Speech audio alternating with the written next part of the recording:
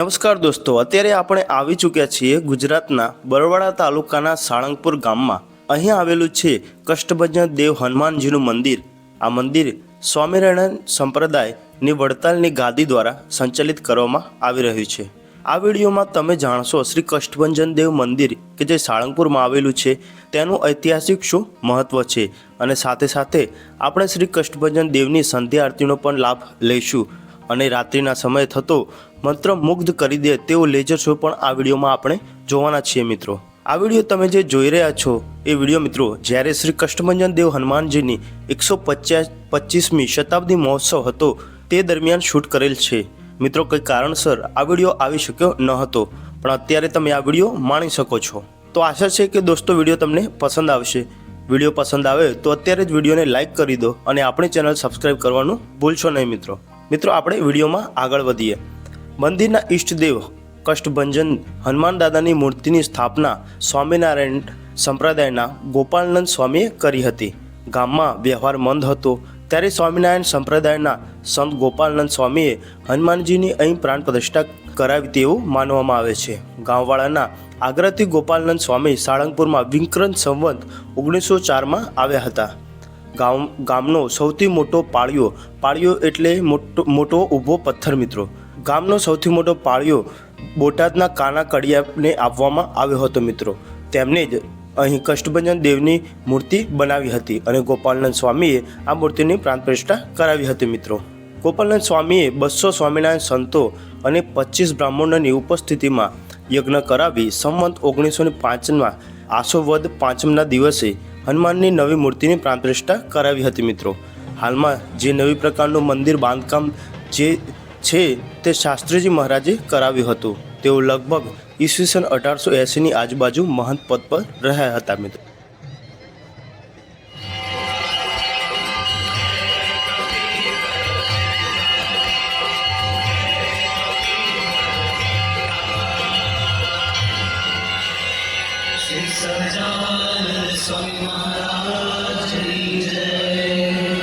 સ્વામિનારાયણ ભગવાન કી જય, શ્રી ગોપીનાથજી મહારાજની જય, શ્રી કષ્ટભંજન દેવની જય.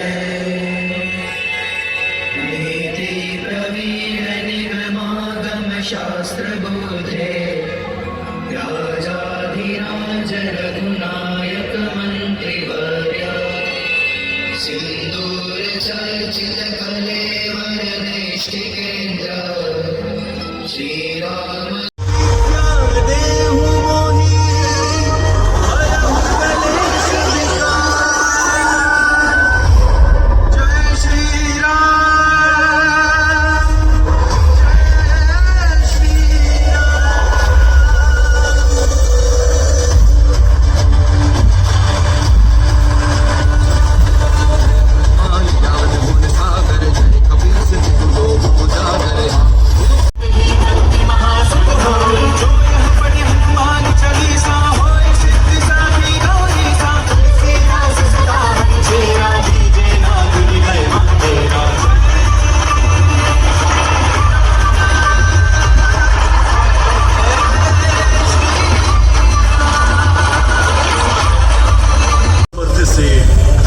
सकते हैं.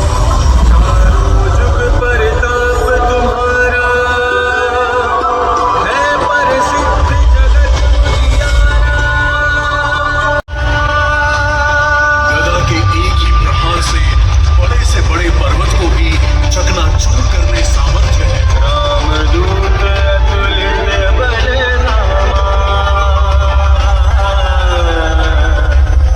अंजनी पुत्र पवन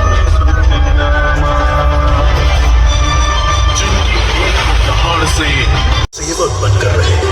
जहाँ जहाँ भीड़ पड़े भक्तन को, वहाँ वहाँ होते सहाय. रावण ने कैलाश पर्वत को सिर्फ हिलाया था, लेकिन हनुमान जी तो पूरा द्रोणगिरी पर्वत उठाकर लंका ले आए थे. सजीवन लखन जी आए, श्री रघुवीर हरषि उर लाए.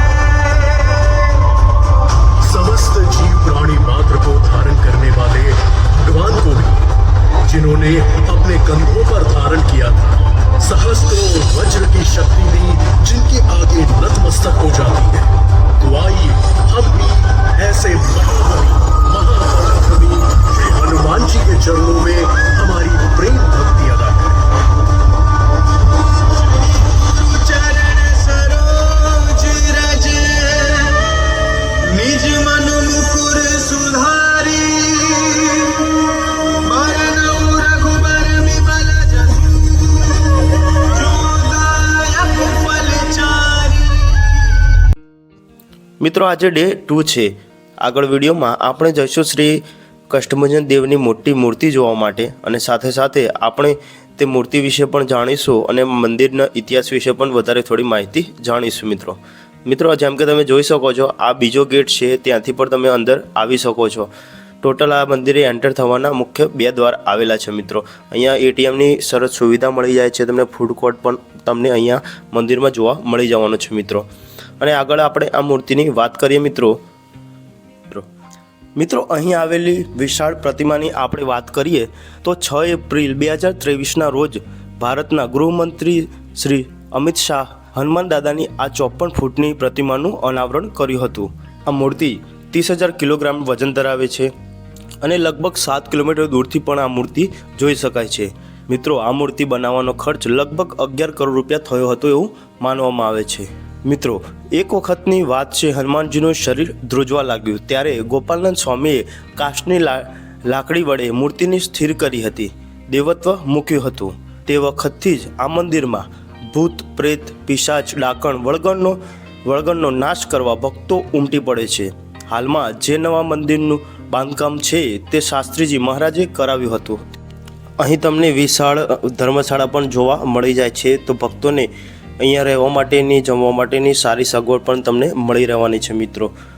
મિત્રો વાત કરીએ તો અમદાવાદથી 175 એટલે કે 175 કિલોમીટર આ કષ્ટભંજન દેવનું મંદિર આવેલું છે। મિત્રો અને નજીકની શહેરની વાત કરીએ મિત્રો તો બોટાદ સૌથી નજીકનું શહેર છે, જે તાલુકો પણ છે।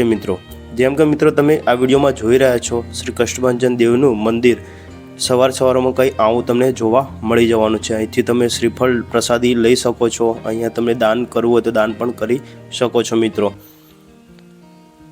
મિત્રો આશા છે કે તમને વિડીયો પસંદ આવ્યો હશે। આવા જ ધાર્મિક વિડીયો જોવા માટે આપણી ચેનલ અત્યારે સબસ્ક્રાઈબ કરી લેજો અને વિડીયો લાઈક કરવાનું મિત્રો ભૂલશો નહીં। મળીએ આપણે નવા એક વિડીયો સાથે અને આગળ તમે સાળંગપુરમાં જે કાર્યક્રમો યોજાયા હતા તે વિડીયો પણ તમે જોવાના છો।